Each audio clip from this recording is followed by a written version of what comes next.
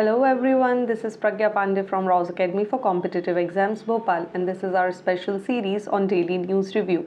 In our previous video, I have asked few questions, so let's see their solution first.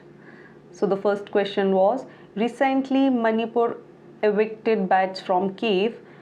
These caves belong to which age? And correct answer for this question is Paleolithic age. Next question was, when is National Infantry Day is observed? And correct answer for this question is 27th October. So without wasting any time, let's see what is in the news. देखिए, ये एक बड़ा ही अच्छा article यहाँ पर आया हुआ है that state should have a uniform policy on law and order. This is said by the union home minister Shri Amit Shah. चलिए इसको यहाँ पर ब्रीफ में डिस्कस कर लेते हैं. सबसे पहले आपको याद रखना है कि ये पर्टिकुलर सेक्शन आपके इंटरनल सिक्योरिटी के पार्ट से बहुत इम्पॉर्टेंट है.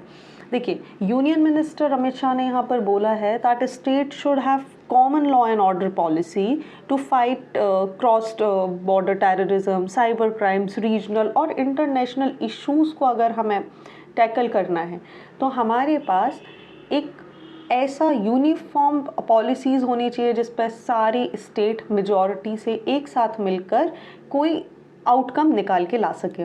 साथ ही अमित शाह जी ने यहाँ पर ये भी बोला है कि 2024 तक इस टेररिस्ट एक्टिविटीज़ को काउंटर करने, क्रब करने और ख़त्म करने के लिए स्टेट्स के पास, हर स्टेट के पास नेशनल इन्वेस्टिगेशन एजेंसी का एक ऑफिस इस्टेब्लिश होना चाहिए. साथ ही इस ऑफिस को एक्स्ट्रा टेरिटोरियल और जुरिस्डिक्शन और एडिशनल पावर्स भी कॉन्फिस्केट किए जाने चाहिए कि अगर कोई भी ऐसा एक्ट या कोई पर्सन या ग्रुप या ऑर्गेनाइजेशन टेररिस्ट एक्टिविटी में इन्वॉल्व मिलता है तो उनकी जो प्रॉपर्टी है उसको सीज किया जा सके. देखिए, साथ ही यहाँ पर इन्होंने एनआईए के काम के बारे में भी बात करी है कि one data one entry system पर हमें यहाँ पर काम करने की ज़रूरत है. ऐसी जगह जहाँ पर सेंट्रलाइज फॉर्म में सारी डेटाज, जितनी भी टेरर एक्टिविटीज़ हैं, जितने भी क्राइम है, उससे रिलेटेड जितनी भी डेटा है वो एक ही जगह पर एनआईए का काम है कि उसको मेंटेन करना है और एक नेशनल टेरर डेटाबेस को इस्टेब्लिश करना है. Minister also urged that state to utilize the National Intelligence Grid, that is NetGrid. NetGrid को recently ही establish किया गया है. अगर हम यहाँ NetGrid को समझने की कोशिश करें so basically it's a attached office of Ministry of Home Affairs, जहाँ पर लगभग 11 डिफरेंट एजेंसीज के डेटा को एक कॉमन प्लेटफॉर्म पर रखा गया है. अगर हम 11 एजेंसीज की बात करें तो like CBI, ED, DRI, CBDT etcetera. देखिए, नेट ग्रिड हमारे लिए बहुत इंपॉर्टेंट है तो इसके बारे में एक थोड़ा सा फैक्चुअल इन्फॉर्मेशन भी आप यहाँ पर ले लें तो बहुत इंपॉर्टेंट रहेगा कि नेट ग्रिड, जिसका फुल फॉर्म है नेशनल इंटेलिजेंसी ग्रिड, इसको इस्टेब्लिश किया गया था 26/11 के अटैक के बाद.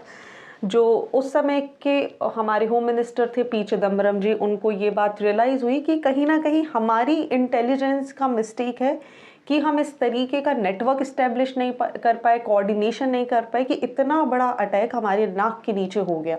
उसी का रिजल्ट था कि national investigation agency and national counter terrorism centre को इस्टेब्लिश किया गया. So these are the two organisation established in the aftermath of the Mumbai attacks of 2008. साथ ही अगर हम एनआईए की यहाँ पर बात करें तो इसको टोटली राइट टू इन्फॉर्मेशन से एग्जम्प्ट करके रखा गया. आप जानते हैं राइट टू इन्फॉर्मेशन 2005 जो आपको अलाउ करता है कि आप किसी भी तरीके की इन्फॉर्मेशन को, कोई भी गवर्नमेंट बॉडी हो, ऑर्गेनाइजेशन हो, उनके काम से रिलेटेड इन्फॉर्मेशन के लिए आप एक एप्लीकेशन के थ्रू इन्फॉर्मेशन ले सकते हैं. बट इंटरनल सिक्योरिटी को ध्यान में रखते हुए इसे आरटीआई से एग्जम्प्ट करके रखा गया है under the sub section 2 of section 24. ये आप यहाँ पर याद रख सकते हैं.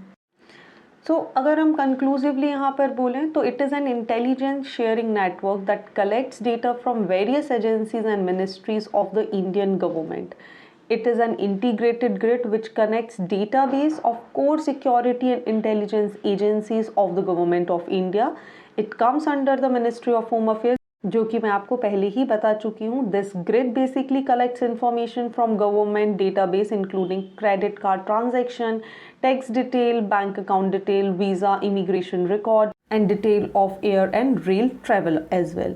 So this database shall be accessible by central agencies, and NatGrid will cater the policies and the intelligence bureau to keep a tab on person with suspicious background. देखिए यहाँ पर मैंने आपको बताया था CBI, DRI,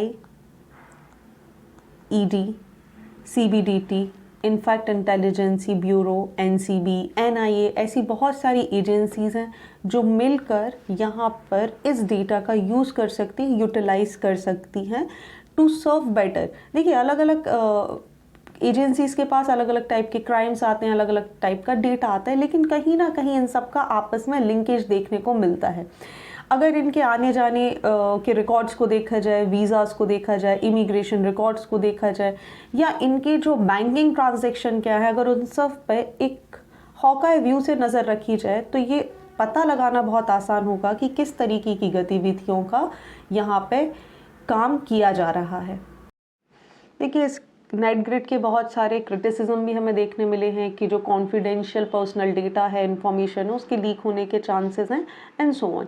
चलिए वापस हम आर्टिकल पर आते हैं. अमित शाह जी ने यहाँ पर ये भी बोला है कि जो क्राइम का पैटर्न है वो पूरी तरीके से चेंज हो रहा है. अब वो किसी एक स्टेट या एक बॉर्डर तक लिमिट नहीं होकर बॉर्डरलेस और लिमिटलेस हो चुका है. ऐसे में हमें क्या करने की ज़रूरत है? स्टेट शुड कम टुगेदर और एक कोऑपरेटिव फेडरलिज्म की भूमिका हमें यहाँ पर निभानी चाहिए, तभी हम टेररिस्ट एक्टिविटीज़ को काउंटर कर सकेंगे.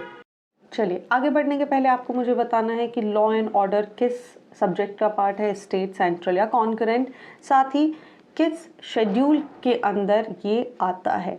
आप अपना आंसर मुझे कमेंट सेक्शन में बता सकते हैं, और अगर आप इस आर्टिकल को बहुत ध्यान से पढ़ेंगे या समझेंगे तो भी आपको इस क्वेश्चन का आंसर यहाँ पर मिल जाएगा. So if you want to give wings to your preparation, do visit Rao's Academy for Competitive Exams, Bhopal, MP Nagar Zone 2. We have entirely dedicated faculty for MP, PSC and UPSC. So why to waste time? Do visit Rao's Academy for Competitive Exams, Bhopal. Moving on to the next news. This is the amazing news and a very bold statement by the Defense Minister Shri Rajnath Singh. It says mission to end when Gilgit-Baltistan POK reunite with India. देखिए इस article में पढ़ने के पहले आपको ये जानना ज़रूरी है कि ये आपके GS पेपर 2 के लिए बहुत ज़्यादा इम्पॉर्टेंट हो जाता है. चलिए यहाँ पर देखते हैं कि आखिर ये आर्टिकल क्या बोलता है. जो मिशन है जम्मू कश्मीर को फुली इंटीग्रेट करने का, वो शुरू हो गया था 5 अगस्त 2019 से, और ये तभी कंप्लीट होगा जब गिलगिट बल्टिस्तान और पाकिस्तान ऑक्यूपाइड कश्मीर भी इंडिया का पार्ट बनेंगे.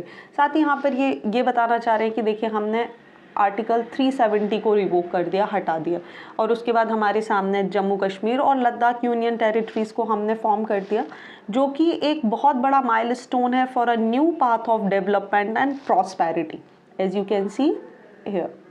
राजनाथ सिंह ने आगे ये बोला कि ये 370 को रिवोक करना, जम्मू कश्मीर और लद्दाख को यूटी के फॉर्म में इस्टेब्लिश करना, ये तो सिर्फ एक शुरुआत है, लेकिन ये मिशन अभी जब कंप्लीट होगा जब गिलगिट बल्टिस्तान एरिया और पीओके इंडिया के साथ वापस रीयूनाइट कर जाएगा.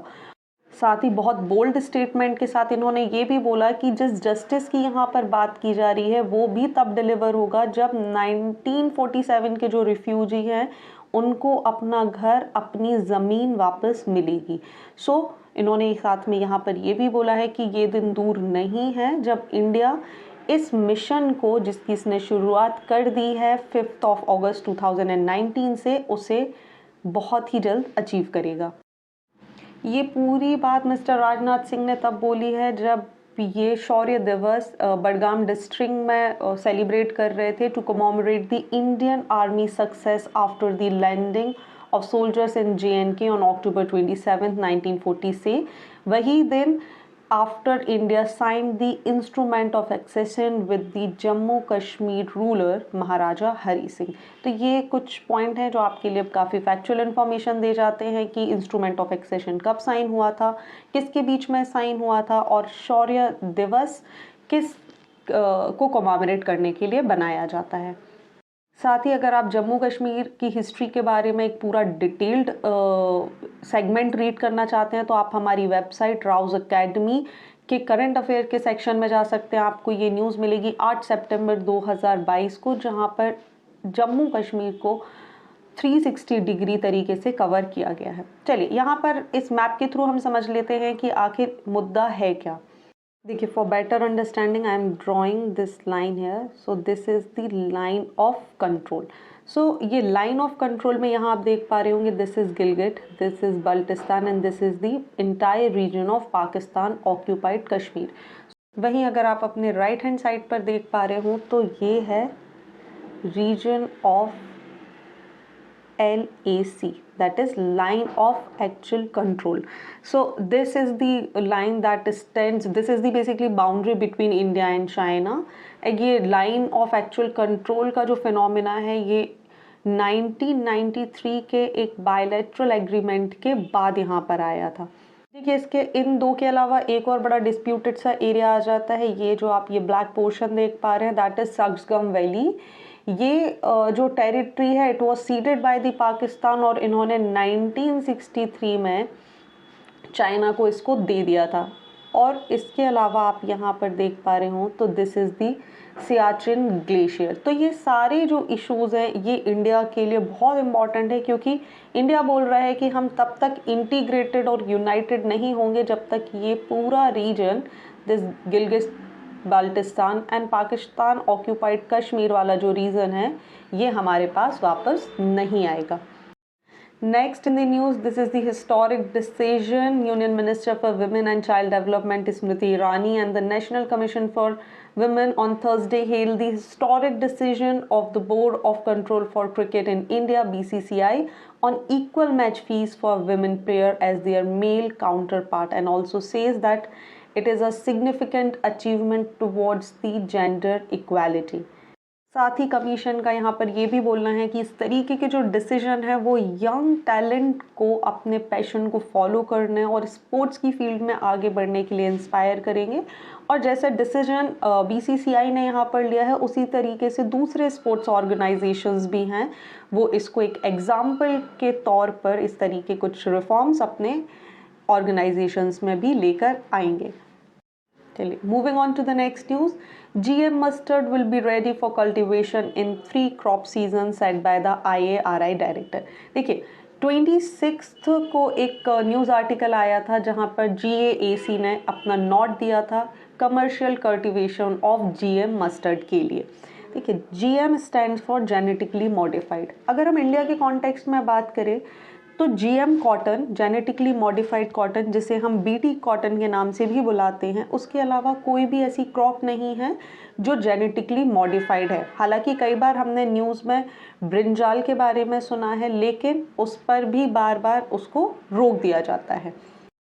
डॉक्टर सिंह जो कि IARI के डायरेक्टर भी हैं, उन्होंने यहाँ पर ये भी बोला कि GM मस्टर्ड के लिए परमिशन मिलना एक बहुत ही बड़ा माइलस्टोन हमारे लिए साबित होगा for mustard breeders to develop diverse and high yielded hybrid crops. देखिए, जैसे हमें कॉटन के बारे में पता है कि BT कॉटन को क्यों लोग प्रेफर करते हैं, क्योंकि इसमें कीड़े बहुत कम लगते हैं। जेनेटिकली मॉडिफिकेशन का मतलब यहाँ पर ये होता है ऐसी कोई भी crop which has a gene artificially inserted into it from another species, even unrelated, to give it some desired properties. तो इसकी वजह से एक पर्टिकुलर क्रॉप में बहुत सारी खासियत आ जाती हैं। साथ ही अगर हम इंडिया के कॉन्टेक्स्ट में देखें तो as I have already told you कि BT कॉटन के अलावा हमारे पास ऐसा कोई भी जेनेटिकली मॉडिफाइड क्रॉप नहीं है। देखिए, यहाँ पर मैंने एक एजेंसी का नाम यूज़ किया था, that is GEAC, that stands for genetic engineering appraisal committee. ये आपको याद रखना है। So it functions under the ministry of environment, forest and climate change. This particular committee is basically responsible for the appraisal of activities involving large use of hazardous microorganisms and recombinant in research and industrial production from the environmental angle. It's time for current oriented one-liners, and the first news is USA contributes the highest toward global emission according to the 8th edition of the Climate Transparency Report 2022. India will be exporting green technology to Singapore from the year 2025, whereas COP27 Climate Change Summit will be held at Egypt in November 2022. First test flight of Gaganyaan mission will be conducted in February 2023 by ISRO. Before moving on to the next news, you have to tell me in the comment section which is the ISRO's first human space flight program. आपको उस programme का नाम हमें comment section में लिखकर बताना है। चलिए next news is the government appointed Sangeeta Verma as the acting chairperson of the competition commission of India. Previous video में मैंने आपसे पूछा था कि किस कमेटी के रिकमेंडेशन पर CCI competition commission of India को इस्टेब्लिश किया गया था। सो इसका करेक्ट आंसर जिसने भी कमेंट सेक्शन में बताया है सो इट्स राघवन कमेटी, और it was actually established by repealing of the MRTP Act, that stands for Monopolies and Restrictive Trade Practices Act 1969। इसको रिपील कर इसकी जगह पर कंपटीशन कमीशन ऑफ इंडिया को इस्टेब्लिश किया था on the recommendation of Raghavan committee. Coming on to the next news, the Ukrainian people awarded the European Parliament 2022 Sakharov Prize, and Gujarat declared as 100% Har Ghar Jal state. So it's a quiz time, and the first question is, where did COP27 Climate Change Summit to be held?